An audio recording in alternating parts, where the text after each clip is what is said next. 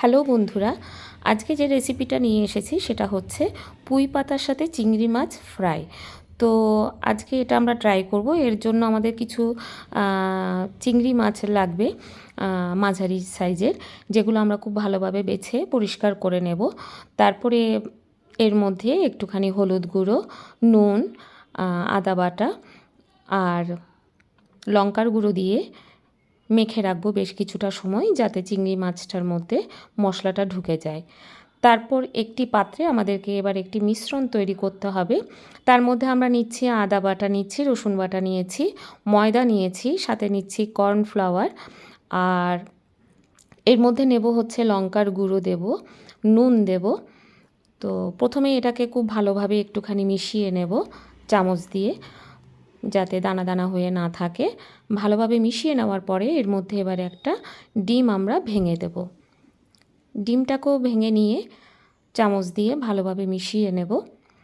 এর জন্য একটু জল দিতে হবে। তো জলের পরিমাণ সেভাবেই দেব যাতে পুঁই পাতার সাথে মিশ্রণটা লাগে, মানে যাতে ছেড়ে না যায়, ততটাই ঘনত্ব করব।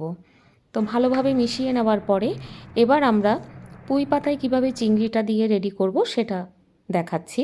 বড় বড় পুঁই পাতা নিয়েছি বেছে বেছে। তো পাতার উল্টো দিকটায় দুটো করে চিংড়ি মাছ দিচ্ছি, দিয়ে পাতাটাকে জাস্ট একটা ভাঁজ করে সাইডে রেখে দিচ্ছি। এভাবে বেশ কিছু পাতা আমরা রেডি করব। প্রতিটা পাতাতেই দুটো করে চিংড়ি দিচ্ছি, দিয়ে ভাঁজ করে সাইড করে রেখে দিচ্ছি। তো এটা খেতে বেশি টেস্ট হয়, মানে তেমন কোনো রিচ না। তো খাবারটা আমরা চাইলে সন্ধ্যের স্ন্যাক্স হিসাবেও খেতে পারি, আবার চাইলে আমরা যে কোনো লাঞ্চ বা ডিনারে সাইড ডিশেও রাখতে পারি। তো আমাদের সব রেডি হয়ে গেছে। এবার কড়াইতে তেল হয়ে গেছে গরম।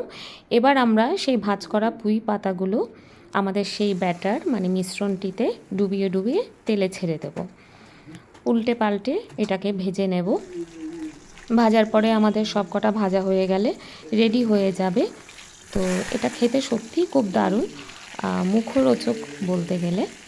তো আপনারাও সবাই ট্রাই করবেন, আশা করি খেতে ভালো লাগবে। তেমন কোনো ঝঞ্ঝাট নেই এই রান্নাটার মধ্যে। তো আমি তো অবশ্যই খাবো। ভালো থাকবেন, সুস্থ থাকবেন, নমস্কার।